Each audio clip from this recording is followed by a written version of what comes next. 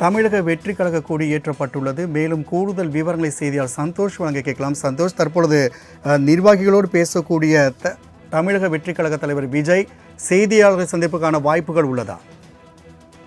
நிச்சயமாக ராம்குமார், செய்தியாளர் சந்திப்பிற்கான வாய்ப்பு குறித்து தற்போது வரை தெரியவில்லை. கட்சி கொடியினை அறிமுகப்படுத்தி ஏற்றி வைத்ததற்கு பிறகாக நிர்வாகிகளுடன் ஒரு உரையாடல் தான் இருந்தது. குறிப்பாக இந்த நாளுக்காக தான் நாம் காத்திருந்தோம் என்று மகிழ்ச்சியுடன் தெரிவித்திருந்த அவர், கட்சியை தொடங்கிய நாள் முதலில் இருந்து, அதாவது அந்த தொடங்கிய கட்சி அறிவித்தவுடன் நீங்கள் எல்லோரும் எதிர்பார்ப்பது மாநாடு தான் என்பதும் அதற்கான அறிவிப்பு என்பது விரைவில் வருவதாகவும் தெரிவித்திருந்தார். குறிப்பாக நீங்கள் எல்லோரும் இந்த கொண்டாட்டத்திற்காக தான் தமிழக வெற்றி கழகத்தினுடைய கொடியை அறிமுகப்படுத்துவதாகவும் இந்த விழா மேடையில் பதிவிட்டிருந்தார்.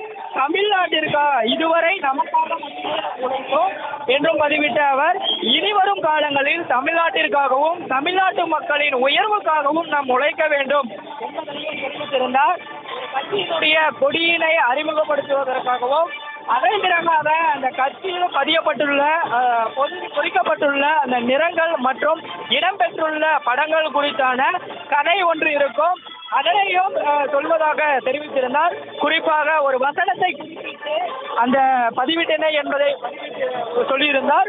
புயலுக்கு பின் அமைதி என்று சொல்வார்கள், கொடியும் அதே போலதான் என்று ஆரம்பித்த அவர், கொடிக்கு பின்பும் கதைக்கு இருப்பதாகவும், கதையை மாநாட்டில் இந்த கட்சியினுடைய, அதாவது தமிழக வெற்றி கழகத்தினுடைய கொள்கை கோட்பாடு என்பது இன்னும் அறிவிக்காத நிலையில் மாநாட்டில் அந்த கொள்கை கோட்பாடை வெளியிட கூறுவதாகவும் தற்போதுதான் விஜய் அவர்களே அவர் நேரடியாக தெரிவித்திருந்தார்.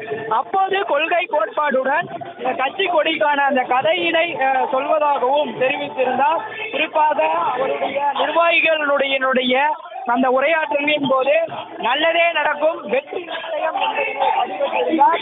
2026 சட்டமன்ற தேர்தலுக்கு முழுவதுமாக தயாராகி வரக்கூடிய தமிழக வெற்றி கழகத்தினுடைய கட்சி கொடி என்பது அக்கட்சியினுடைய தலைவர் விஜய் அவர்களால் தற்போது அறிமுகப்படுத்தி ஏற்றப்பட்டு வருகிறது. குறிப்பாக அது மட்டுமல்லாமல் தமிழக வெற்றி கழகத்தினுடைய அந்த பாடல் என்பதும் வெளியிடப்பட்டிருக்கிறது. இதற்கு முன்பாகவே விவேக் அவர்களுடைய வரியில் தமனுடைய இசையிலும் அந்த பாடல் என்பது தயாராகி வருவதாக இதற்கு முன்பாக தெரிவித்திருந்தனர். அதற்கு முன்பாகவே தற்போது விஜய் அவர்கள் பேசி வருவதை பார்த்து வருகிறோம்.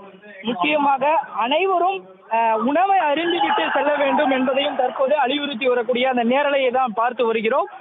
கட்சியினுடைய அந்த பாடல் ஒலிக்கும் போதே மேடையில் ரசிகர்கள் எழுப்பிய அந்த கரவோசை மற்றும் கூச்சலுடன் மறுமுறை ஒளிபரப்பு செய்து காட்டுங்கள் என்றும் நடிகர் விஜய் பொதுச் செயலாளர் புஸ்லி ஆனந்திடம் தெரிவித்திருந்தார். அதன்படி இரண்டாவது முறை இந்த பாடல் என்பதும் கட்சியினுடைய பாடல் என்பதும் வெளியிடப்பட்டிருந்தது.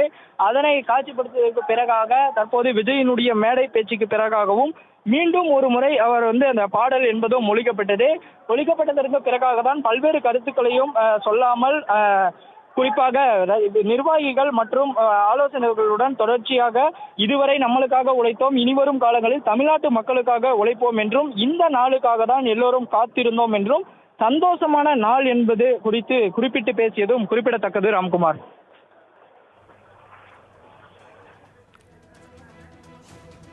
சந்தோஷ், தகவலுக்கு நன்றி.